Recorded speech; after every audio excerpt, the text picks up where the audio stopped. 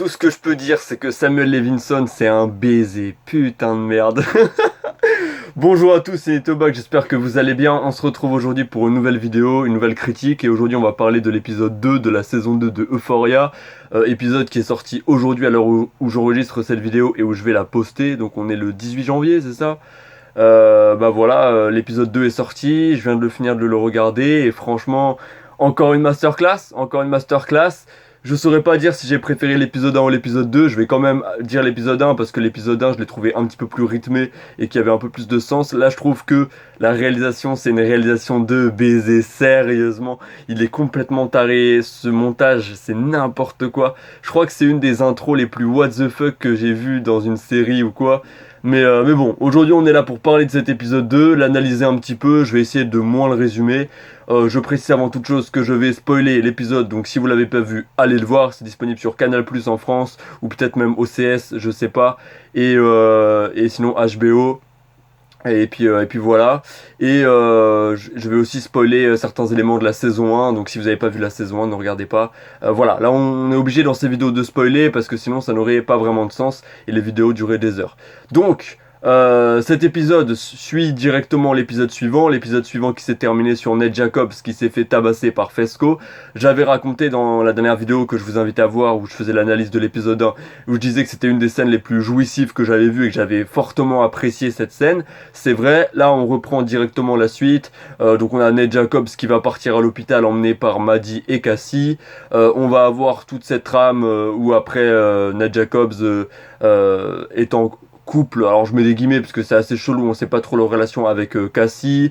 Bref, encore une fois, Nate Jacobs il fout tout le monde en l'air, c'est quelqu'un qui maîtrise son monde et qui aime bien contrôler un petit peu tous les gens, et c'est vraiment quelqu'un qui m'énerve. Et franchement, là je pense que dans l'épisode 3 ça va partir en couille pour Fesco, puisque à la fin de l'épisode 2, oui, on va parler de la fin directement. Nate Jacobs a une discussion avec son père sur la vidéo pornographique que son père a fait avec Jules.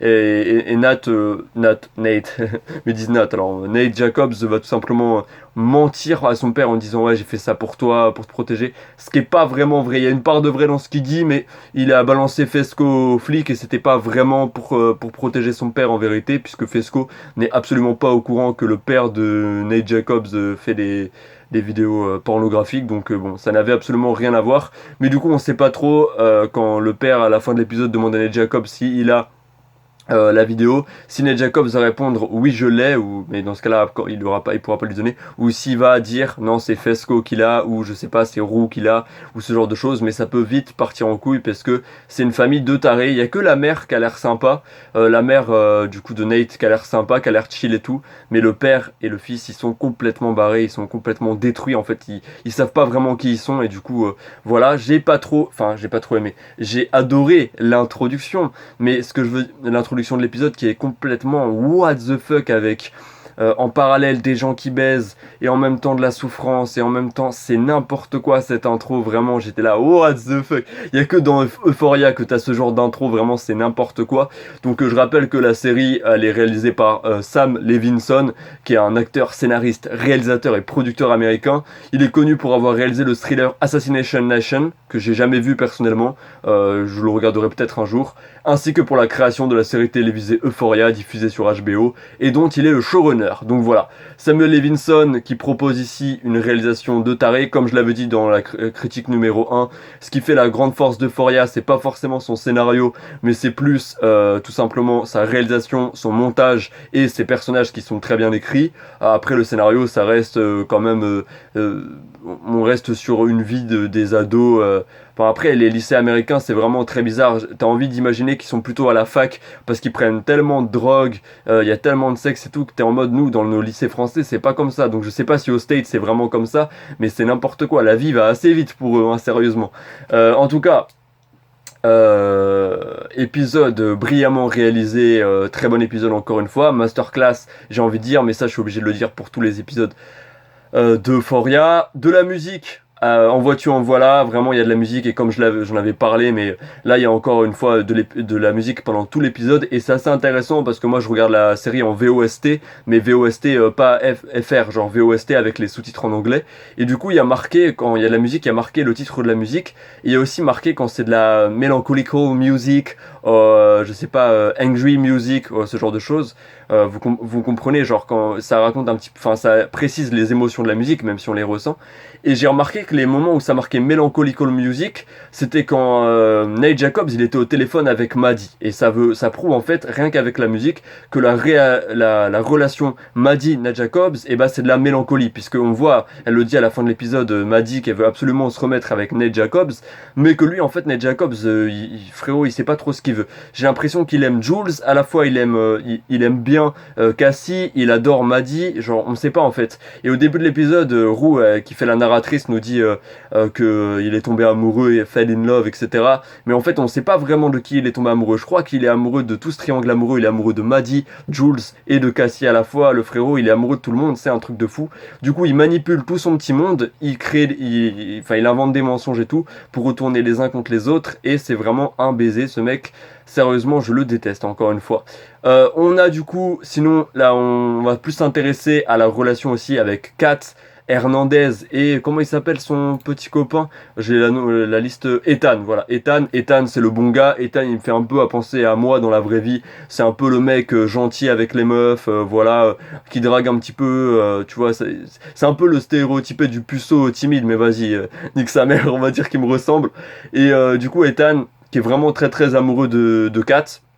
Et Kat en fait qui est pas du tout heureuse et il y a tout ce truc là où il y a des scènes complètement de malade avec où Kat va avoir pas des visions mais on va dire qu'elle va être dans son délire et qu'il y a Khal Drogo qui va se ramener, Khal Drogo de la, donc là c'est pas Jason Momoa mais on va dire que c'est Khal Drogo qui va parler d'ailleurs en Dracari, oui Khal Drogo de Game of Thrones. Après ils ont le droit à Euphoria puisque je rappelle que Euphoria c'est une série HBO et Game of Thrones c'est une série HBO donc ils ont totalement les droits de reprendre Game of Thrones, ils ont les droits vu que c'est HBO, c'est le même producteur.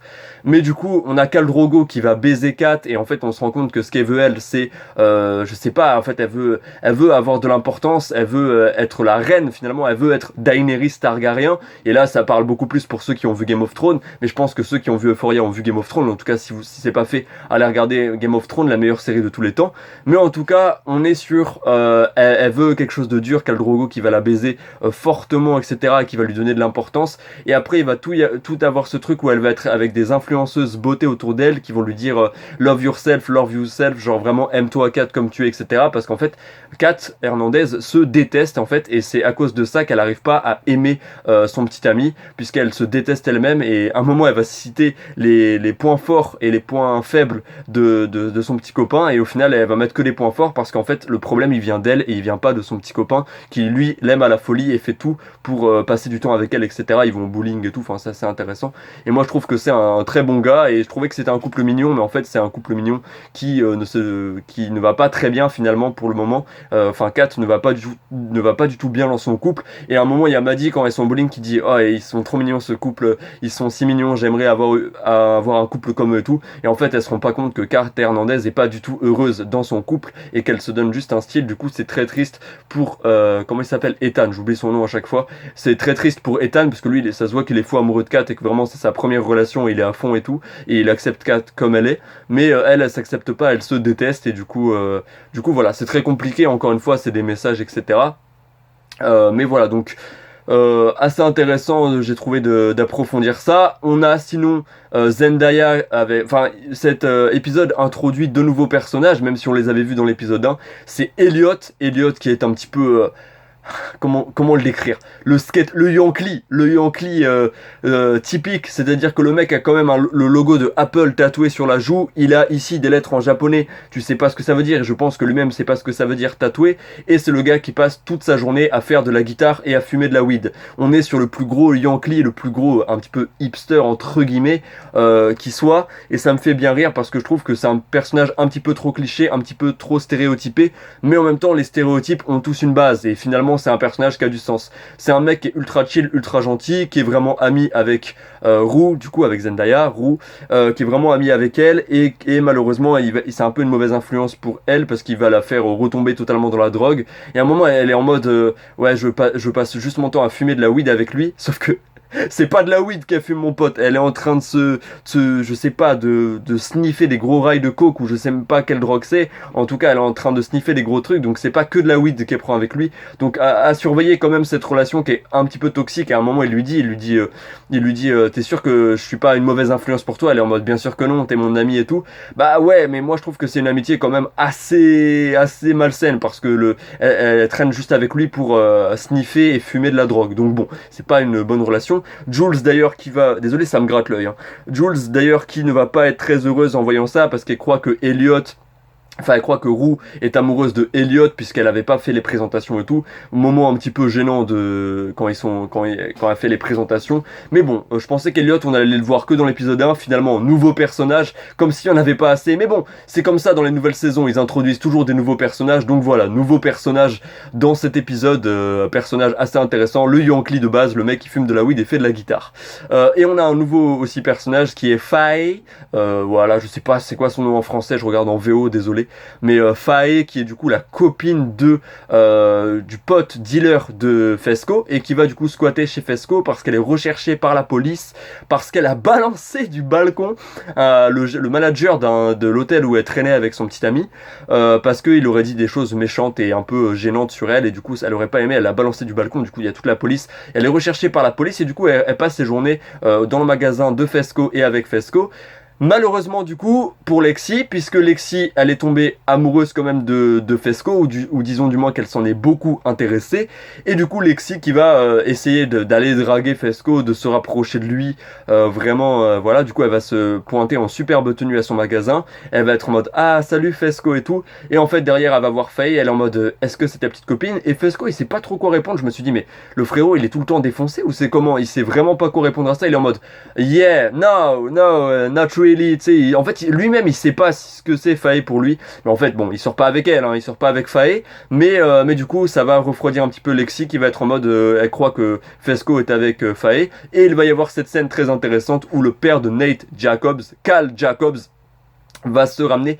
Eric Dane, encore une fois, c'est l'acteur de Cal Jacobs, joue divinement bien. Je trouve que c'est un des meilleurs personnages. Il joue vraiment le mec chelou, bizarre, méchant. Et bon, il y a toute une scène avec une musique très intense où tu crois que Cal Jacobs va sortir un gun de sa poche. Mais comme dans toutes les séries américaines, là pour le coup, j'ai trouvé ça un peu trop cliché, un peu trop... Enfin, c'est tout le temps comme ça dans les séries américaines. Il sort pas un Glock, mais les clés de sa voiture. Mais des billets pardon pour payer les chips qu'il est en train de payer à Fesco. Mais au moins il aura rencontré Fesco, il aura fait disons son repérage, et j'ai bien aimé sa phrase quand il est en mode Fesco lui dit mais t'es qui en fait si t'es pas un flic, et Cal Jacobs lui répond juste un père, je sais plus, genre vu que moi je l'ai en anglais, mais genre c'est en gros en français ça se traduirait par je suis juste un père qui protège son gamin quoi.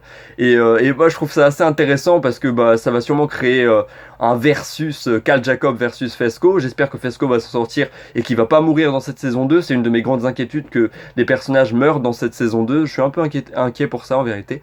Et puis voilà, et puis on a Rue qui continue à se droguer et tout. D'ailleurs on voit plus sa sœur, on voit plus Gia, la sœur de Rue.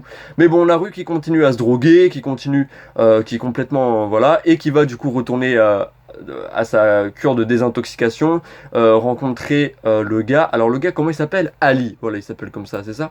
Ali, ouais, c'est lui. J'ai la liste des personnages sous les yeux, c'est beaucoup plus simple pour moi. Donc on a Ali, qui est tout simplement un mec de 56 ans, qui est un ancien crackhead, enfin ancien, on sait pas trop, et qui va faire la connaissance de Leslie, donc de la mère de Rue, et ils vont peut-être sortir ensemble. Affaire à suivre, mais je pense que Ali et Leslie formeront un beau couple. Bon, après ce serait très malaisant pour Rue, puisque si en fait Ali, moi je le considère un petit peu comme l'ange gardien de Rue. C'est le mec qui va lui donner des conseils, qui va lui expliquer comment marche la vie, et le mec a 56 ans, donc il s'y connaît un petit peu, et puis surtout il a un passif de crackhead, et du coup il s'y connaît vraiment en termes de drogue, et il sait que là Zendaya est pas pas du tout sorti de la drogue, enfin que Roux est pas du tout sorti de la drogue. Mais du coup, moi je le vois un petit peu comme l'ange gardien de Roux, c'est un peu le mec qui veille sur elle et qui a un peu le rôle de père qu'elle n'a jamais eu, enfin qu'elle avait au début, mais qui malheureusement est décédé quand elle avait 14 ans d'un cancer. Et du coup, voilà, il va rencontrer sa mère et tout. On sent que Ali, il a envie de lier un lien avec Roux et on sent qu'il a envie de rencontrer sa famille et affaire à suivre, peut-être qu'il va sortir avec la mère de Roux, on ne sait pas, pour le moment ça continue. Cassie, gros look-up sur Cassie dans cet épisode, d'ailleurs on voit pas McKay dans cet épisode, mais gros look-up sur Cassie puisque je viens de voir un truc dans la liste des personnages sur Google, c'est assez drôle, ils mettent Madeleine Pérez et Maddy qui est en fait le même personnage mais ils différencient les deux. Alors que Madeleine Pérez et Maddy c'est juste Maddy c'est le diminutif de Madeleine Pérez. Enfin bref, c'était juste une petite anecdote, vous pourrez aller checker sur Google, c'est marrant. Du coup, Cassie, on se focalise aussi beaucoup sur ce personnage. Elle qui est, on a l'impression vraiment très amoureuse de Nate Jacobs. En fait, on sait pas trop si elle l'aime parce qu'elle aime pas être seule ou si elle l'aime vraiment. En fait, on n'arrive pas à savoir cette relation, comment elle est entre Nate Jacobs et Cassie. Relation qui prend quand même une grande partie de l'épisode et je pense que c'est un peu le truc filière de l'épisode. C'est cette relation-là. Cassie qui va beaucoup pleurer dans cet épisode encore une fois, qui va être complètement paniquée et qui en fait est ultra paniquée puisque bah elle a peur que sa meilleure amie Maddy apprenne la vérité sur la relation avec Nate Jacobs et elle. Relation qui est très chelou puisque Nate Jacobs il a envie de plaquer Cassie mais il le fait pas, il retourne avec elle. Enfin comme je l'ai dit, Nate Jacobs encore une fois très manipulateur et tout ça, ça m'énerve grandement. En tout cas voilà, je pense que j'ai bien résumé cet épisode. Qu'est-ce que j'en ai pensé grosso modo? J'ai pensé que c'était un très bon épisode, que la série pour le moment comme d'hab part en couille mais c'est Euphoria, que encore une fois on a vu une bite et c'était la bite de Khal Drogo, enfin imagé Khal Drogo et ça m'a fait rire parce qu'on sait très bien qu'on est dans un épisode de Euphoria quand on voit ce genre de choses et ça me foudroie de rire. La réalisation c'est vraiment une réalisation de baiser, on a l'impression qu'ils sont sous acide quand ils font la réalisation, ça me fume. En tout cas voilà, épisode très intéressant, j'ai hâte de voir le prochain qui sort du coup le 24 janvier si je dis pas de conneries, donc lundi prochain, j'ai très hâte de le voir.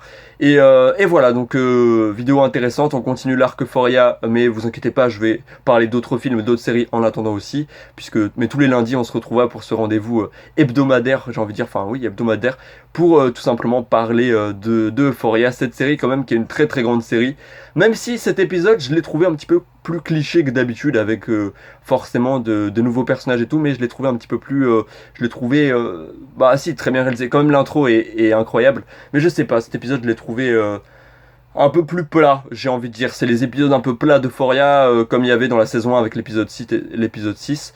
Mais bon, ça se regarde très très bien, ça reste une excellente série que je vous conseille de voir. Et puis voilà, on est sur un classique, franchement Euphoria, moi j'adore, c'est vraiment très très cool. Enfin voilà, sinon que dire à part toutes ces musiques magnifiques, une bande originale vraiment complètement folle pour cette série, les musiques encore une fois adaptées aux scènes, les musiques vraiment folles, il y a de la musique pendant tous les épisodes, ça s'arrête jamais, des fois je me dis, j'ai l'impression d'être dans une comédie musicale, même si les personnages ne chantent pas, il y a tellement de musique, il y a tellement de références, de clins d'œil. D'ailleurs il y a une référence à je ne sais plus quelle... Oui, il y a des références à Drake, alors c'est marrant parce que Drake est producteur sur cette série, et là dans cet épisode il répète beaucoup de fois « It is what it is », qui est une phrase très connue que Drake a sortie dans un de ses sons. J'ai oublié le nom du son d'ailleurs, je dois vous l'avouer. Mais c'est une phrase que Drake répète souvent dans ses sons, c'est It is what it is. Bon, c'est une phrase que les Américains répètent. Mais dans cet épisode, il y a eu beaucoup de fois où les personnages comme Roux et tous disent It is what it is, it is what it is. Donc ce qui traduit littéralement dit ainsi va la vie, quoi. C'est ce que c'est. Enfin, oui, c'est comme ça, on pourrait le résumer. En tout cas, voilà les amis, c'est tout ce que j'avais à dire pour cet épisode. On se retrouve lundi prochain pour une prochaine critique sur Euphoria. D'ici là, portez-vous bien, regardez du cinéma, regardez des séries. En ce moment, il fait froid, il fait moche. Là, à l'heure où je tourne cette vidéo, il pleut dehors. On n'a pas l'impression avec cette lumière, mais je vous assure que là, il pleut et tout. C'est un peu déprimant, franchement. Mais bon, c'est un temps parfait pour regarder des séries et des films. Prenez soin de vous. C'était Nitobac, votre youtubeur préféré. Peace out, les petits potes. Ciao, ciao.